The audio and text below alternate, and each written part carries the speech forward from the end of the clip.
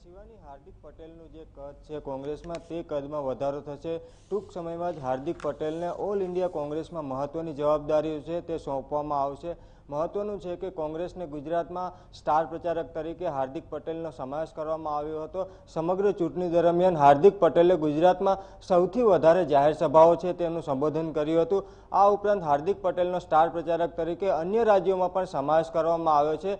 ત્યારે અલ્પેશ ઠાકોરની કોંગ્રેસે હકાલપટ્ટી કરી છે ઓલ ઇન્ડિયા કોંગ્રેસમાંથી। તેની જગ્યાએ કોંગ્રેસ હાર્દિક પટેલને ઓલ ઇન્ડિયા કોંગ્રેસમાં સ્થાન આપશે અને હાલ કોંગ્રેસ છે તે હાર્દિક પટેલને ઓલ ઇન્ડિયા યુથ કોંગ્રેસના પ્રમુખ બનાવે તેવી શક્યતાઓ છે। કારણ કે હજી આવતીકાલ એક દિવસ પછી ત્રીજા ચરણનું મતદાન થવાનું છે, ત્યારે હજી 4 જેટલા ચરણોમાં મતદાન બાકી છે। ત્યારે દેશના અન્ય રાજ્યોમાં હાર્દિક પટેલ અસરકારક રીતે પ્રચાર કરી શકે। ખાસ કરીને ગુજરાતમાં છેલ્લા સમયે જે રીતે હાર્દિક પટેલની સભાઓમાં હોબાળા થયા, હાર્દિક પટેલને લાફાવાળી પણ કરવામાં આવે, ત્યારે ચોક્કસથી કહી શકાય કે હાર્દિક પટેલનું જે કદ છે તે વધારવામાં આવશે। ઓલ ઇન્ડિયા કોંગ્રેસમાં તેમને મહત્વનો હોદ્દો આપવામાં આવશે। યુથ કોંગ્રેસના પ્રમુખ બનાવી અને સમગ્ર દેશમાં હાર્દિક પટેલને સ્ટાર પ્રચારક તરીકે ઉતારી અને લોકસભાની ચૂંટણીમાં ફાયદો લેવા માટે કોંગ્રેસે તે હાર્દિક પટેલને હવે રાષ્ટ્રીય કોંગ્રેસમાં સ્થાન આપશે। તો ચોક્કસથી કહી શકાય કે હાર્દિક પટેલ છે તે અત્યારે ચર્ચાનો વિષય છે અને